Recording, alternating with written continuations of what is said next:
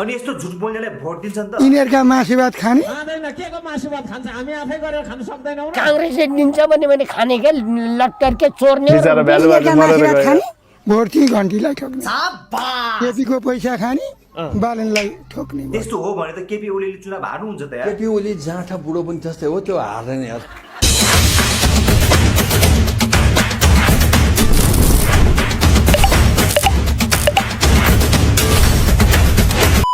Hello साथीहरु सन्चै आराम हुनुहुन्छ म सचिन थापा आएको छु फेरि पनि नयाँ एउटा भिडियो लिएर र आज चाहिँ हामी रियाक्ट गर्न गइरहेको छौं जालानको एउटा भिडियो आएको छ नयाँ को बन्छ प्रधानमन्त्री भनेर हैन चुनाव काण्ड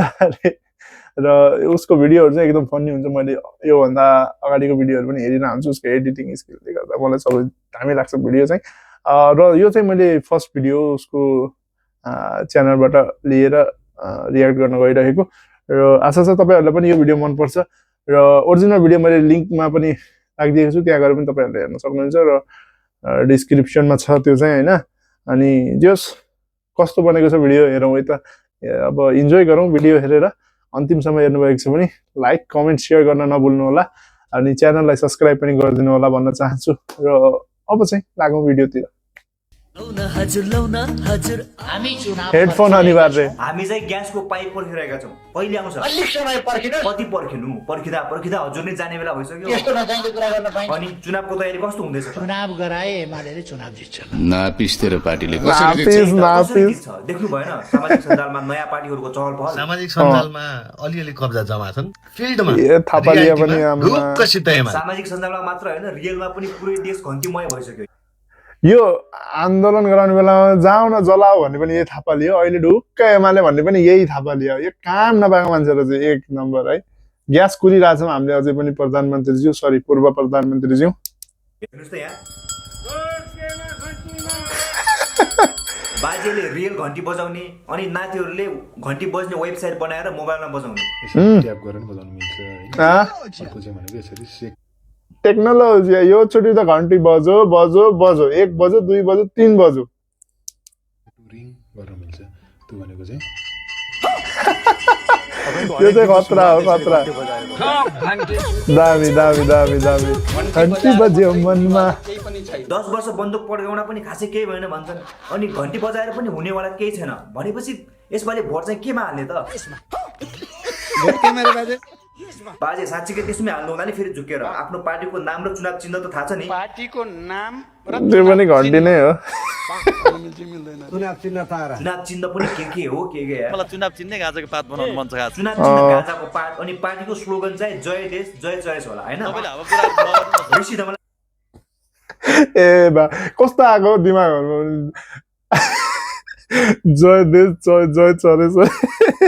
त्यो चाहिँ अर्को स्लोगनबाट लिएको है यो चाहिँ पनि चुनाव लड्दै हुनुहुन्छ अरे दाइ हजुरको चुनाव चिन्ह के हो काजु हो के हो त मोबाइल मोबाइल माटो यता कुलमान्छे नेपाल पार्टी चुनाव चिन्ह चिम अनि बालेन दाइको चाहिँ के हो बालेन शाहको पार्टीको नाम देश विकास पार्टी चुनाव चिन्ह लौरो मेयर शेयरले पनि पार्टी खोल्ने हो भने गोमुतले पनि चुनाव चिन्ह पुग्दैन है त पत्रकार मेयर कलाकार सबले पार्टी खोलेको छ आजदेखि नयाँ नेपालमा पार्टी सुरु भएको छ सरकार लिडर भएको दाइ हजुरले पनि पार्टी खोल्नु भयो के हुने पार्टीको नाम नेपाल विकास पार्टी अनि चुनाव चिन्ह लाडो अनि यस्तो सारा चुनाव चिन्ह राखेर दिन्छन् त भोट नदिएर हुन्छ कसले दिन्छ अनिवार्य छ हेडफोन त्यसलाई त बिग्रिहाल्यो नि देश हेर त तेरो दाइ विदेश तेरो बाउ विदेश जो बिहे जानुभयो सबै चोइसले गएको रे त अनि के युवाहरू देशभित्र बस्नै नसकेर गएका त होइन नि त चोइसले गएका हुन् कुन युवाको चोइस हो यो दाइले भने जस्तै कुन युवाको चोइस अझै पनि घर जान मन लागिरहेको हुन्छ हामीलाई त के को चोइस बुढो 50 डिग्री सेल्सियस तापक्रममा 12 घण्टा 16 घण्टा नन स्टप पसिना चुहाएर हामीले देखेका छौं नि त 12 घण्टा 13 घण्टा गरेको पनि छौं नगरेको पनि हैन हैन अब त्यस्तो यो जुन जुलाई अगस्तको महिनामा यति गर्मी हुन्छ यहाँ त्यो बेलामा बाहिर पनि गरियो हैन हामी भन्दा नि अझै धेरै काम गर्ने मान्छेहरु पनि छन् त्यो बिचारा कन्स्ट्रक्सन लाइनमा काम गर्ने दाइहरु त्यो कसको बाध्यता कसको चोइस हुन्छ के ए केपी ओली ज्यू मरी काम गर्नु कुन युवाको चोइस हो छ? त्यही भएर यसपालि भोट हाल्दा राम्रो मान्छे चोइस गर्नु होला भोट सिर्फ एउटै मात्रै चिजमा हाल्ने त्यो हो घन्टीमा नेकपा एमाले मन पर्दैन यसले पिटानी खाँदैन यसले फेरि खान्छ गर्ने कोही पार्टीहरूलाई दिने त भोट अब त नयाँ युगले नयाँ खोजेको छ नि त हो त्यही भएर यसपालि भोट केमा यसपालिको भोट एमाले नै हुन्छ घन्टी मुर्दाबाद यो भएन एमाले कि कांग्रेस यो दुईटै पार्टी राम्रो ए अनि घन्टी घन्टी भन्छ नि त के हो खास अब अहिलेका युवाहरूले चाहिँ अब नबुझेर अब घन्टीमा हालौँ न अब सन्टीमा रवि लामिछाने लिडर होइन, बालेन लिडर होइन, यिनीहरू माफिया हुन्। हजुरको नजरमा त सबै माफिया माफिया एउटा चाहिँ फाइनान्स माफिया एउटा गाँजा माफिया बालन शाह त गजडे हो अब र्यापर भएर होला चुरोट खाने मान्छेले गन्जिडी बनाएरै गाँजा तान्ने जय शम्भु म परा मन्दिर रक्सी पनि नखाने दुध खाएर बस्ने तर भ्रष्टाचार गर्ने भन्दा त हामीलाई त बरु गाँजा खाने देश बनाउने राम्रो देख्छ देशको माया हुने मान्छेले हरको साम्पाङलाई भोट दिन्छन् नबुक्दैमा देश चलाउन सक्छ भन्ने छैन त्यसो भए त त्यो इटाको भारी पुग्नेहरू सबै प्रधानमन्त्री हुन्थ्यो होला गिटार बजा तु तु तु तु गरेर र्याप गाउने र्याप होइन हो र्याप आने त बालिने हो मेरो देशको गीत र्याप हो दोहोरी गाउनुहोस् न स्वर पनि मेरो गेडा जस्तो क्रिकेट सम्बन्धी न्युज हेर्नको लागि वान ब्याट युज गर्न सक्नुहुन्छ मेरो माइन्डमा हुन्छ छक्का हान्ने ब्याट मेसेज होला यो न्युजको लागि मात्रै हो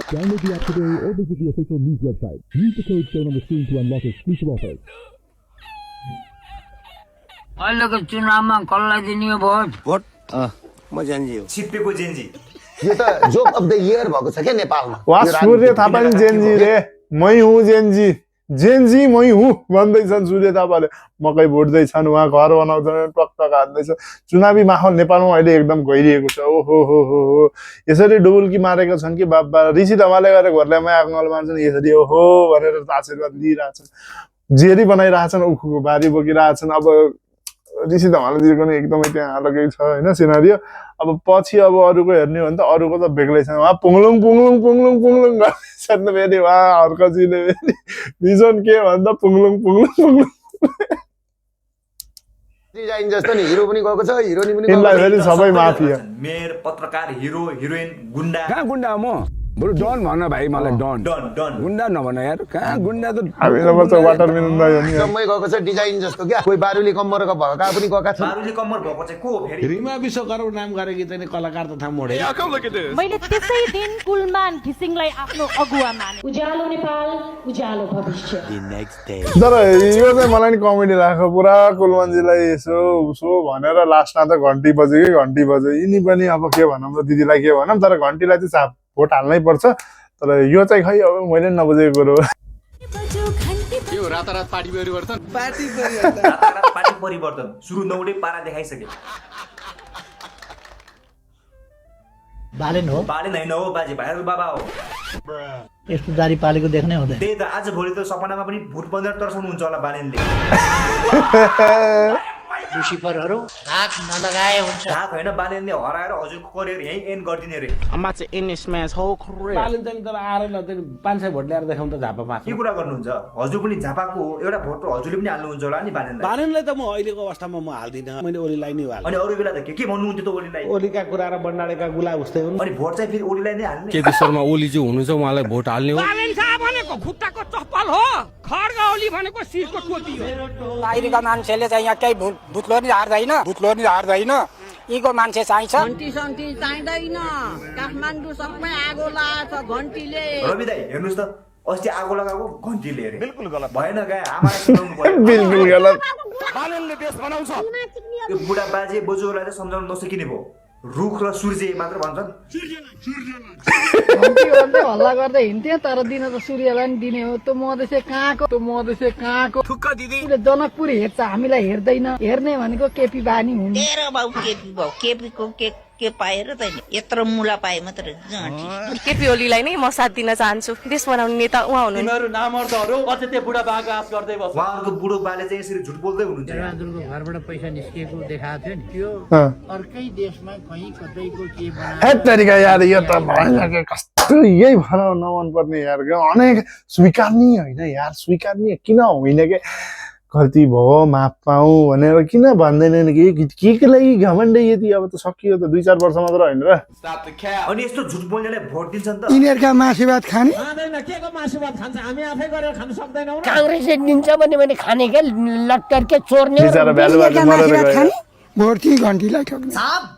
केपीको पैसा खाने बालनलाई ठोक्ने त्यस्तो हो भने त केपी ओलीले चुनाव हार्नुहुन्छ त यार केपी ओली जाँठा बुढो पनि त्यस्तै हो त्यो हार्दैन यार त्यही त हार्ने त कुरै थिएन अब 5 चोटि प्रधानमन्त्री हुने रे केपी शर्मा ओली फागुन 21 पछि 5औं पटक प्रधानमन्त्रीमा नियुक्त हुँदै हुनुहुन्छ हो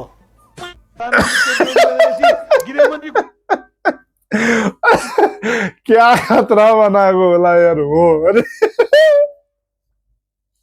सकिन्न हो यो मान्छेको भिडियो हेरेर हाँसेर मरिन्छ अब महेश दाइलाई पहिला गृह मन्त्री बनाउने त्यसपछि महेश दाइलाई प्रधानमन्त्री बनाउने भातडा बनाउँछन् प्रधानमन्त्री मलाई त प्रधानमन्त्री नभइकन त म बस्नै सक्दिनँ क्या बस्नको लागि कुर्सी छैन अब त सकियो बुढा सकियो अस्ति कहाँ बसेर तिमीले इन्टरभ्यू दिइरहेको छौ त्यो प्लास्टिकको चेयरमा अब त्यस्तै दिन आउँदैछ केपी ओलीको त्यो इन्टरभ्यू त्यो डिबेटमा मलाई त चिठै लागेको थियो बिचरा यार प्रधानमन्त्री भइसकेको मान्छे होइन अब राम्रोसँग गरेको भए हुन्थ्यो अब के गर्दै पनि थिएन होला बिचमा अब के भयो म त खै के पनि बुझ्दिनँ के भनौँ र खै अब यस्तै हो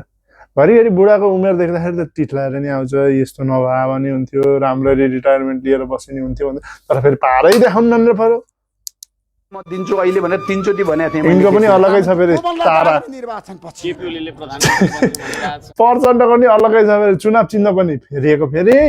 चुनाव गर्ने त्यो ठाउँ पनि क्षेत्र पनि फेरिएको फेरि जिल्लै फेरिएको फेरि के भन्नु खै म त साम्पाङजी तपाईँ प्रधानमन्त्री बन्नुहोस् के कुरा गरे हजुरले बन्नुहोस् भनेर बन्ने हो र चुनाव पछाडि त मै हो प्रधानमन्त्री आफै मै प्रधानमन्त्री हो भनेर भइन्छ त को हो त प्रधानमन्त्री को भनिदिनु त प्रधानमन्त्री त साला सोनी वाङले हुन्छ लेखेर त्यस्ता सोनी वाङले होइन बरु सूर्य थापा चाहिँ हुन सक्छ ओ मुजी सूर्य थापा चिन्नुहुन्न एमालेको जेन्जी नेता एउटा एमाले नेताले जेन्जी मै हो भन्ने अर्कोले जेन्जी भनेकै आतंककारी हो